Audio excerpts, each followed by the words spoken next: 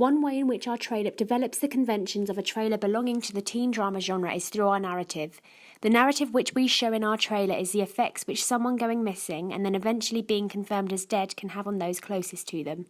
In our trailer, we follow how Lily, the best friend of the boy, Aiden, reacts to the tragic events and how all other aspects of her life fall apart as well. Lily loses friends and begins to distrust those closest to her. This narrative fits the codes and conventions of teen drama trailers, which I learnt when completing my STAs. The conventions from these STAs were that the protagonist has had something happen to them or they have been betrayed in some way, which means they no longer fit into the rest of their age group and can separate themselves from society. Examples of STAs which told me this were trailers from films including If I Stay and The Edge of 17. In both of these examples, an event has happened which causes the protagonist to become separated from their friends and the rest of the school. Using these conventions was important as it meant that the target audience of the film would be able to identify the genre of the film. However, it's the developments of the known conventions which would make our trailer stand out and intrigue the target audience to see the film. One example of how we developed the narrative was by addressing a more serious effect of loss, the effect on a person's mental health. This is often an issue which is missed in teen drama film trailers, yet is an issue which is becoming more pressing with teens and young people. This is reflected in the statistic. Suicide is the third leading cause of death in youth ages 10 to 24. As a group, we believed that if we included Lily, the protagonist having mental health issues, we would be able to develop the conventions of teen drama whilst creating a more truthful representation of the possible effects a loss can have on a person. One way in which we highlighted this development was through a 360-degree camera movement around the protagonist.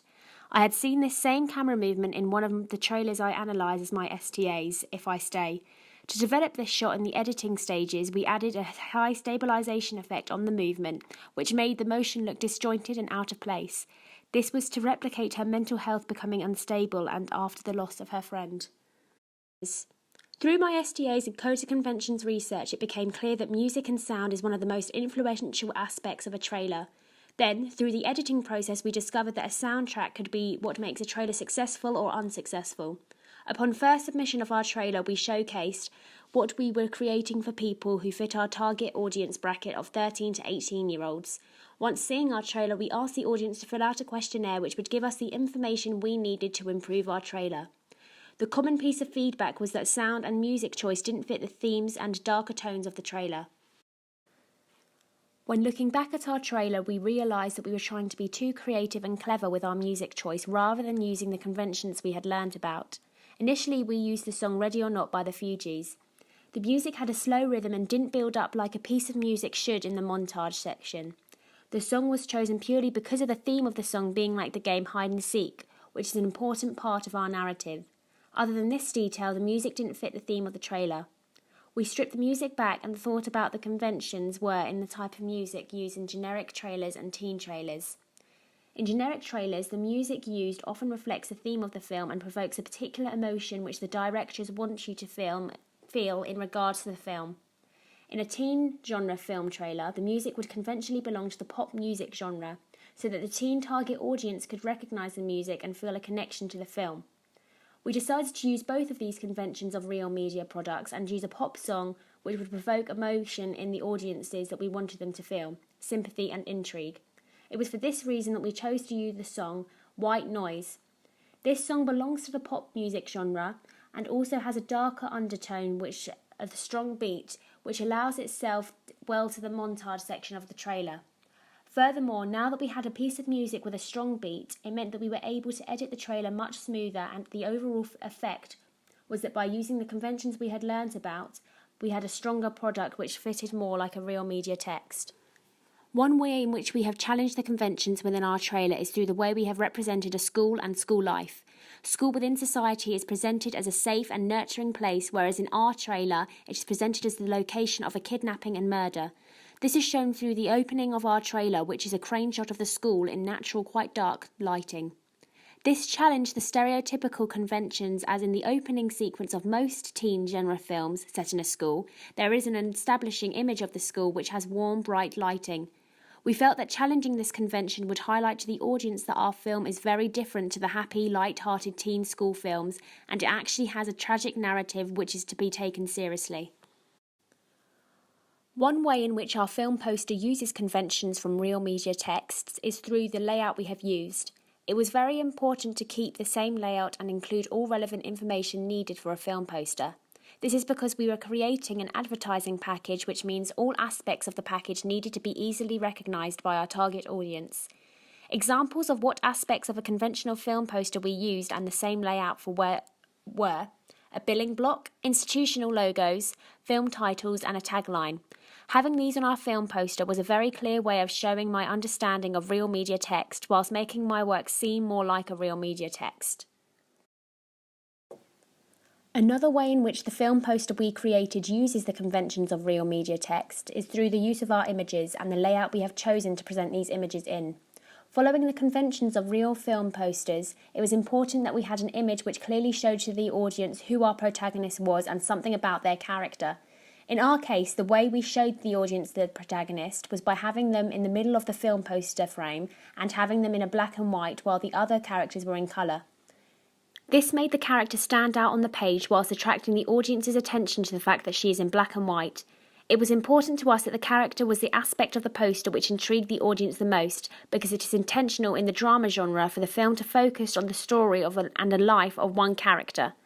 In addition, we used 2 images of the 2 other key characters in the film. Using the conventions we had learnt from other film posters, we ensured that they weren't as prominent in the frame as the protagonist to ensure that the audience could recognise that they weren't the main focus of the film. The way we showed this was through our technical skills on Photoshop. I turned the opacity on 2 images to 60, meaning that they were opaquer than the protagonist, making them less powerful in the poster. Furthermore, using conventions which I had already learnt about, I was able to realise that the character should be either in the background when the protagonist is in the foreground or on either side of the protagonist. We decided as a group to position the characters in 2 corners of the page. This meant that the most of the image could be seen and that the frame was particularly busy to replicate the ever-developing narrative of our film and the frantic life of the protagonist. Through the creation process of the film poster, we made many different drafts of the poster, all of which were very different to one another. This was the first draft that we made. The colours on this image are very bright and challenge the conventions of a typical drama film poster. We used coloured gels to do this through the production stages. The colours we used were green, blue and pink, which challenged the conventional colours used in a drama film poster. Despite everyone in the group agreeing with the fact that this idea was clever and artistic in terms of designs, we felt that it was more important to conform to the convention rather than challenge. It was important that the target audience would be able to recognise that the film poster, trailer and film magazine front cover all belonged to the same film, which in this case the film poster we didn't feel was the case. The second draft we created also slightly challenged the conventions of a teen drama film. In this poster we decided that the colours of the images which we had before through adapting the hue and saturation and colours on Photoshop where appropriate. This began to make the poster conform to the drama genre, yet we felt that the addition of the colour red meant that the film poster would fit more into the action genre. However, without this addition, the film poster would have looked too dull and not caught the attention of our audience at all. Finally, we came to the decision that despite us as a group preferring the idea of challenging conventions of the drama film genre to make our poster stand out, we realised that we needed to conform to the genre as we wanted our film poster to be instantly recognisable to audience in terms of its genre and the film advertisement package it belonged to. Now, I believe our film poster conforms to the drama genre through the use of facial expressions, colour, and overall positioning and layout. Through my STAs, it became clear that the design of the drama film posters were very character-orientated. This is a convention of the genre, as in the narrative of drama films they are typically character-orientated. This is reflected in the film posters.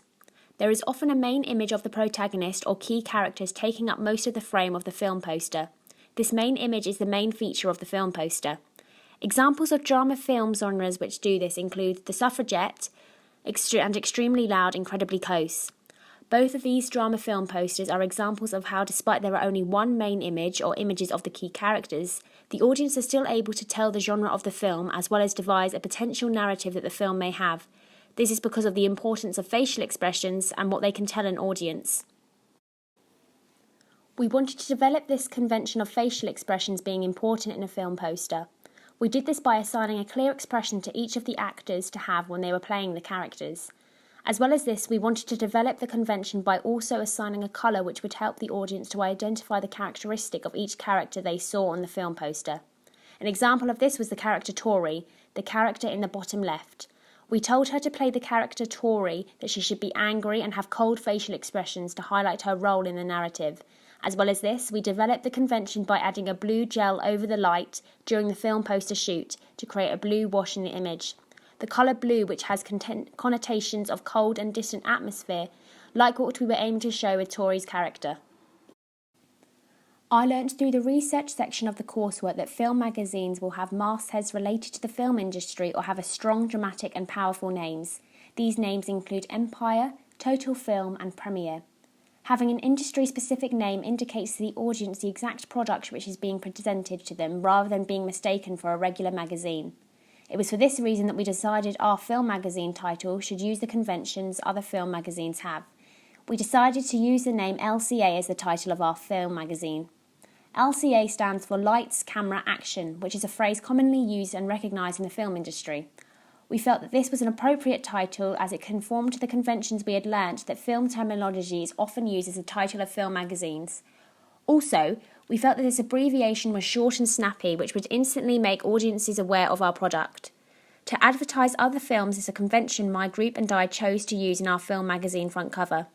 We chose to have articles dedicated to other films written on the front cover. We chose films which were advertised carefully to reflect the target audience we had, teenagers. It was for this reason we chose to advertise successful teen films, which would make the audience associate those successful teen films with our own. One convention that we challenged on the magazine front cover was the positioning of the title of the film, The Seeker. It is conventional for the title of the featuring film on a magazine front cover to be positioned across the character in a straight and bold format. However, we decided to place the title on an angle across from the protagonist. This was to make the title seem like it had fallen out of position it was meant to be in. We wanted to create the effect of an unstable title to connote the inner feelings of the protagonist as well as representing an effect of loss, both of which are recurring themes within the film trailer we created. I feel like this challenging of conventions was a risk, but it was successful as it demonstrated a further understanding of our narrative and characters.